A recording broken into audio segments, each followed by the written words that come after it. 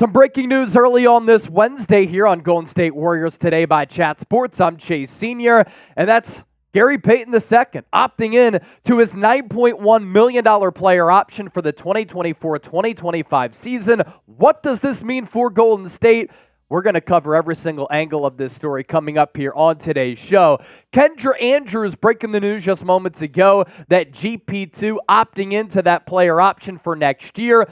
By opting in, Gary Payton II now has the flexibility to extend with the Golden State Warriors on a contract extension at some point this offseason. Maybe something to keep in mind and look out for down the road here. This is why you subscribe to the channel. When there's Warriors breaking news, when they make a move, we cover it here on Golden State Warriors Today. NBA draft next week, free agency after that, a huge period for the Dubs.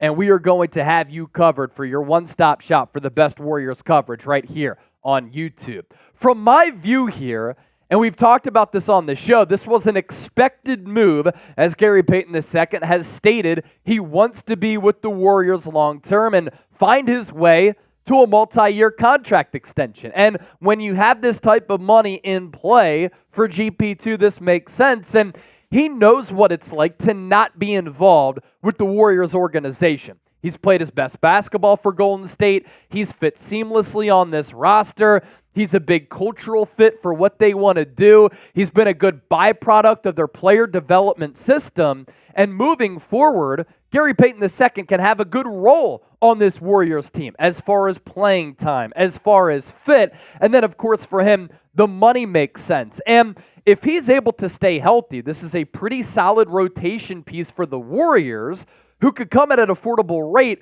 if he plays up to his standards, if he plays up to his potential. Here's what GP2 had to say about his contract situation a couple of months ago in April. We're going to figure it out. If we can redo it and get it done, that would be great. But right now, this moment, take some time, let this ease out, but definitely for sure, figure it out. Well, GP2 obviously took the time, he figured it out, and he's returning to the Warriors at least for the 2024-2025 season. And he is their best backcourt defender. What's very interesting and overall impressive about Gary Payton II is the fact that he has been able to guard throughout his Warriors tenure almost all five positions on the floor. Chase, has he guarded centers? Yes! Because of his leaping ability, because of his wingspan, because of his defensive talent, at times on switches, he has had to guard centers down low, and he's held his own. Obviously, you don't want to do that ideally time and time again, because then Gary Payton II is going to be the byproduct of a mismatch, but he's been able to hold his own in those spots. And the defensive versatility is the point that I'm making here. He can guard point guards. He can guard shooting guards. He can guard wings. He's guarded guys who are bigger than him. And for a Warriors team that the defensive play for this team has been sporadic, GP2, when on the floor, if healthy, has been a consistent defensive maven. You look at his numbers this past year, only 44 games played. That, of course, is the concern. 15 and a half minutes per. With this deal, with him coming back, and the money that he's getting paid and the defensive attributes that he brings to the floor, if you can bump that up to 17 to 20 minutes per, and the numbers can go up a little bit, and the games played can increase, again, for a solid rotation piece, $9+ million isn't bad. And if you redo the deal, if you do a new contract extension, could you lower that number? The three-point number is solid. His fit, pretty good. Also, the second highest net rating in 2023-2024 at 5.9. Now, I do want to circle back to one of the previous points that I've made on today's show and then in the past when talking about GP2. That's the health. And the health is a huge concern because even when he was a focal point of that finals team back in 2022, missed some time. Now, he used that play into landing that big deal with the Portland Trailblazers, and then the Dubs pretty much traded James Wiseman away to get GP2 back, and then he was hurt yet again. And when you look at the games missed by a year, this is why this is a little bit of a risk if you do give him that contract extension. and or he only plays out the final year worth $9+ million. There's been 2 seasons in the last 5 in which he's been able to stay relatively healthy and play 60+ games. 2020, 2021, and then 2022, 2023. Outside of that, 36, not good. 11 games here, not ideal. And then 38 this past year.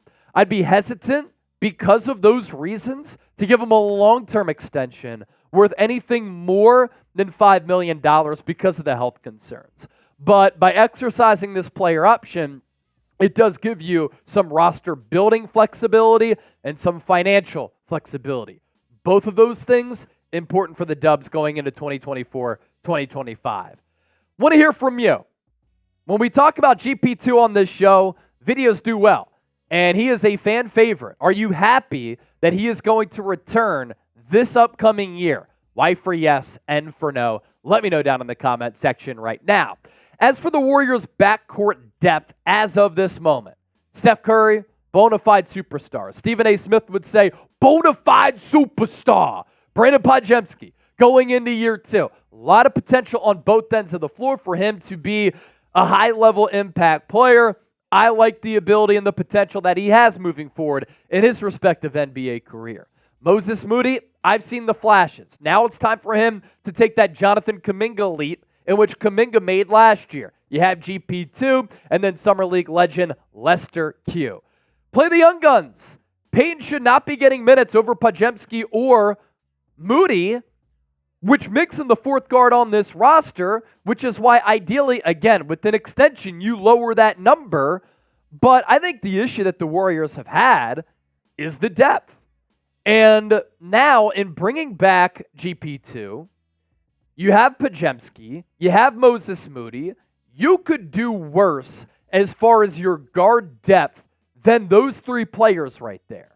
Now, GP2 might be the 4th guard on this roster, but again, that's fine. Because if he's getting 15 to 20 minutes per night, he's playing high-level defense, he's throwing down some hammers in transition or in the half court, and he's knocking down some threes, that's a valuable player as part of your rotation. And when the playoffs come around, you know that if you have a defensive assignment for GP2, he's going to be able to handle it. Now, do you want to play him over the young players? No, because you want to see these young guys blossom. You want to see them develop. And you see the ability that Pods has, that Moody has, Podziemski last year as a rookie. You will take these numbers. And then going into year 2, can he be a 12 to 15 points per game guy while maintaining 45% from the floor, almost 39% from 3? If that's the case, great news. And then for Moses Moody, can he become that 10 to 12 points per game guy? Can he up the 3-point numbers to 38, 39%, and then 46% from the field? Payton should be used situationally, but that's not a bad thing. That's not a slight on GP2. Defensive assignments, depending on the matchup, you need some athleticism. You need some explosion. That's when you put him into the lineup, and you could also use him as trade bait at some point looking ahead. Yes, he's played his best basketball with Golden State, but other teams might look at him, dunks, athleticism, defense, an occasional corner 3. That's a playoff rotation type of player that other teams could be very interested in. Now, here's some intel from Anthony Slater on GP2. Payton's mid-sized $9.1 million expiring deal could be valuable in salary matching for potential trades. The Warriors are exploring various avenues to improve as the draft and free agency near, so it's no guarantee he plays out the final year of his contract with Golden State. And that brings us to this portion of this conversation. While he's under contract for 2024-2025, there's a couple of different avenues in which the Warriors could go about the GP2 situation. And what did I say a little while ago? This gives you financial and roster flexibility. And you knew that GP2 wasn't going to opt out. $9 million for him is good. And it could end up paying dividends for Golden State whether he's on the team or off the team. Warriors must be under that second apron to aggregate, by the way. So be Mike Dunleavy. Should the Warriors give an extension to GP2? I would say no, unless you can lower that number. S for sign, P for pass, and as Slater said, he can be used as salary filler. My final thoughts here. We know that the Warriors are looking on forward, and they might try to move on from a CP3, from a Klay Thompson, from a Kevon Looney. The Warriors are in a spot right now where they're trying to save money and give an extension to a low man on the depth chart with injury concerns. Kind of contradicts that, right? The next move that you should look out for, there's a deadline for it, June 28th. If the Warriors cut Kevon Looney, that's $5 million that you free up. So potentially, and it's still a very expensive roster, move on from Kevon Looney, $5 million here. And then you have Klay Thompson, Chris Paul. That's a lot of money that gives you flexibility as well.